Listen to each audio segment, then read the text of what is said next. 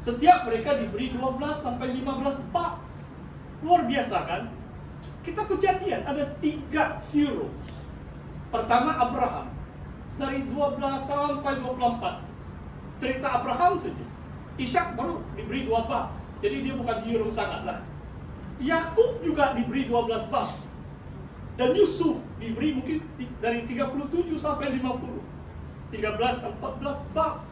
Saudara, di antara 3 tokoh ini, mungkin saya pilih Yakub lah. Sebab dia seperti kita. Seperti saudara dan saya. Yakub macam banyak kelemahan. Di sini dia cepat, dia pikir yang negatif. Dia pikir yang negatif terhadap saudaranya. Dan dia sudah mulai panik. Dan satu kelemahan Yakub lagi adalah dia suka pilih kasih. Kalau saudara baca kisah ini, bila dia tahu Esau datang dekat dengan mereka, keluarga, harta bendanya, dia bagi kepada 2 pasukan. Itulah perkataan 2 pasukan 3 kali. Mahanaim, Yakub bagi kepada 2 pasukan. Istri dia yang dia tidak begitu suka, dia taruh pasukan yang pertama, dekat si Esau. Istri dia yang dia suka, Rachel atau Raquel, dia taruh di belakang. Dalam pikiran dia, kalau Esau mau bunuh, Lia mati dulu lah. Bagaimana perasaan istri dia pertama? Ada orang tanya dengan saya, ini kitab Kejadian perjanjian lama, jangan kawin 2 lah. Ini perjanjian lama. Tidak mungkin lelaki berlaku adil kepada lebih dari 1. 1 pun susah mau urus, mau 2, mau 3, mau 4. Lia dipinggirkan. Sedangkan dia memberi Yakub lebih banyak anak lelaki. 12 suku itu, majority ibu mereka adalah Lia. Raquel hanya 2 anak. Hamba abdi kepada 2 istrinya. Juga melahirkan anak, sehingga ada 12 anak lelaki Yakub. Saudara, jangan pilih kasih. Kenapa kemudian terjadi perselisihan di antara 12 saudara Yusuf dan abang-abangnya? Sebab Yakub suka pilih kasih. Bila dia buat jubah, dia tidak buat jubah kepada 12 anak lelakinya. Dia bagi 7 jubah warna-warni kepada Yusuf saja. Kalau kamu buat begini, kalau kamu ada 4 anak, kamu beli handphone 5.000 satu anak, yang lain hanya itu yang murah-murah 200. Saya rasa anak-anak yang lain pasti marah. Ya, saudara, mungkin diterapkan secara rohani itu. Pastor tidak lama di sini, jadi saya mau share. Saya tahu kadang-kadang juga, kadang-kadang ada orang kata begini, macam Tuhan pun pilih kasih. Wah, ini luar biasa. Ini pasti hanya rhetorical question ya. Jangan kita menyalahkan Tuhan. Tuhan tidak pilih kasih. Tapi mungkin kamu paham. Ada hamba Tuhan diberi 5 talenta. Ada yang hanya 2 talenta. Jadi kadang-kadang saya ketemu hamba-hamba Tuhan yang 1-2 talenta, mereka cemburu, mereka iri hati. Sebab macam saya ada 3-4 talenta yang Tuhan berikan. Kalau orang lain ada 10 talenta, saya harap saya tidak cemburu. Saudara, kalau kita sebagai ayah atau ibu, keluarga kita, jangan kita pilih kasih. Kita mengasihi mereka dengan kasih Kristus yang sejati, layanan yang seadil-adil terhadap anak-anak, terhadap saudara mara. Bila terdapat pilih kasih, disitulah perselisihan, menimbulkan kecemburuan saudara-saudara kepada Yusuf, dan hampir dia dibunuh oleh abang-abang. Yang ke-6, saudara, mari saya baca, ini ayat semakin menarik. Sebelum dia bertemu dengan Esau, Yakub berdoa. Ini ayat yang ke-9. Ya Tuhan, Bapakku Abraham, ayat 9, 32 ayat 9.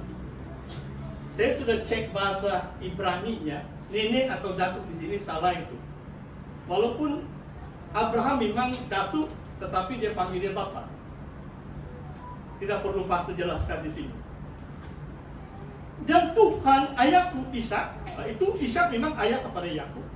Abraham adalah Datuk, tapi dia, di sini teksnya adalah Avi dalam bahasa Ibrani. Bapakku Abraham, Bapakku Ishak, ya Tuhan Yahweh yang telah berfirman kepadaku, pulanglah ke negerimu serta kepada sanak saudaramu, dan aku akan berbuat baik kepadamu.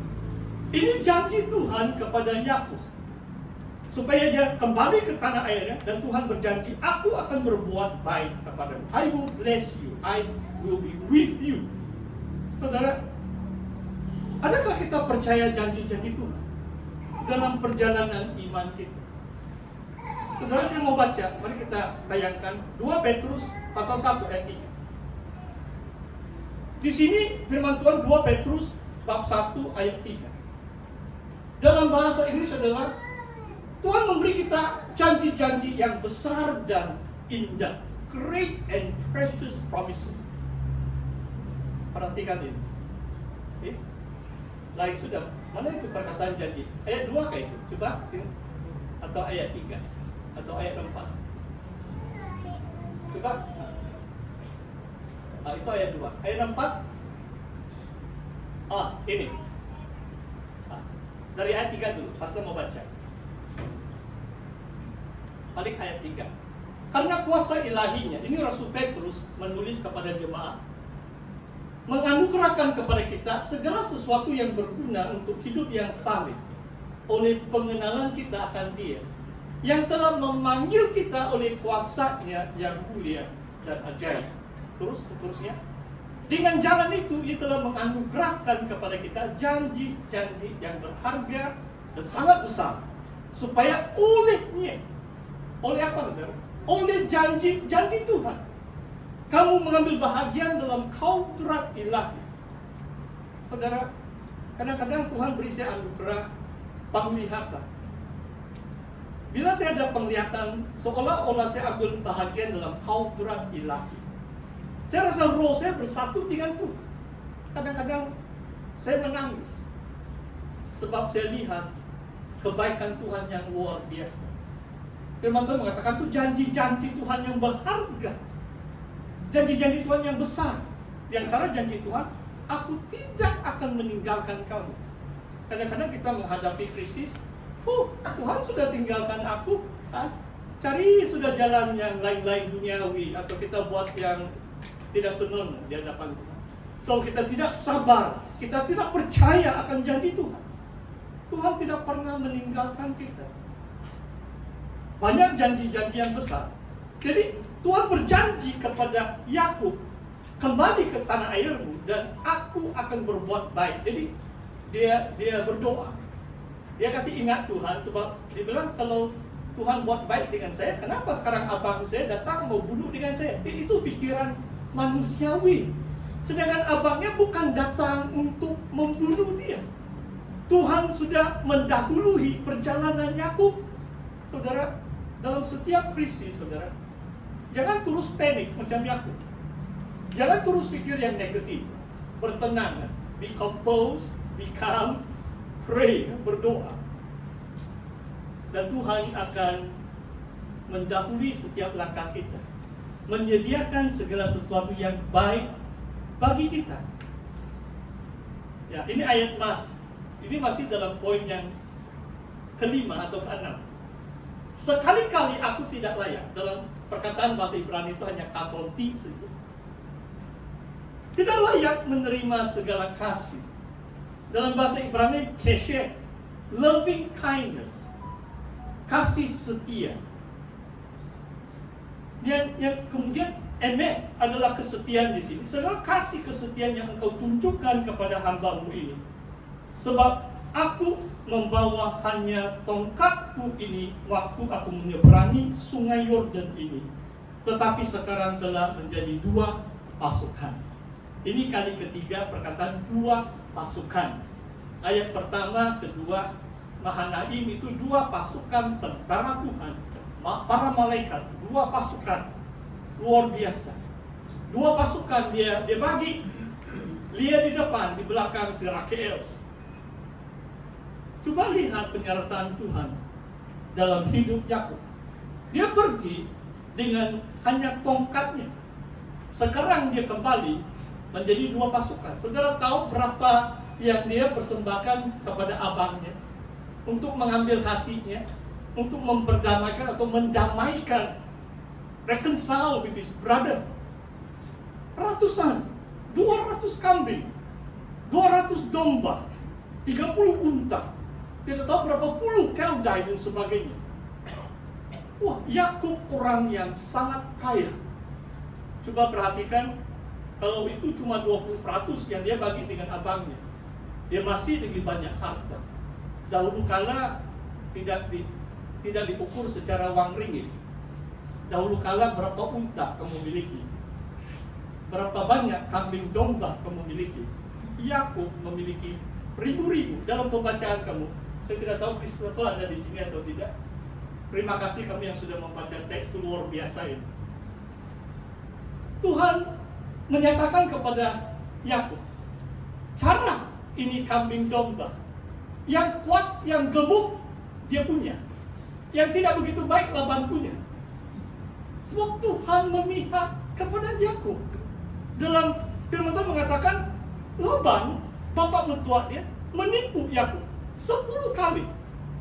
Gaji dia mungkin karena potong itu, potong ini, habis. Tapi Tuhan berpihak kepada Yakub. Las-las kambing domba peliharaan dia membiak dengan begitu banyak. Dia dapat harta benda. Dia sangat kaya waktu dia kembali ke tanah air. Saudara, mungkin tidak ramai di antara kita kaya raya, tapi yakinlah akan penyertaan Tuhan. Tuhan berjanji berbuat baik kepada saudara dan saya. Tuhan berjanji, yang penting kita percaya. Jangan kita cepat panik. Kita berdoa. Kita ingatkan Tuhan akan janji-janjinya. Dan Tuhan setia.